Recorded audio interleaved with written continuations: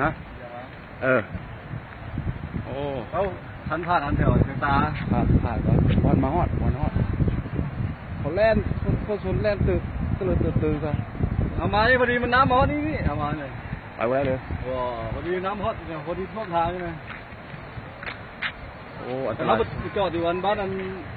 สองคนนี่พอดีเอาพอดีจอดดีเขามีแต่ผู้พวนนี่นะท่วมบ่เห็นบ่พอดีเลยเขาไม่เคยน้ำปอดเลยเนี่ยก็เคยน้ำปอดเขาเอาดินเชิญไปดูทางนู้นเลยโอ้เราถึงตาพุ่นท่วมแท้วัดทุกครึ่งเนี่ยถึงพุ่นท่วมเอามันมาแต่มันน้ำอะไรหูดิเห็นแดงแค่นี้มันจักรอบมันจักแหงเลยที่บ้านคนเลยเดี๋ยวมันเข้มเขานี่นะ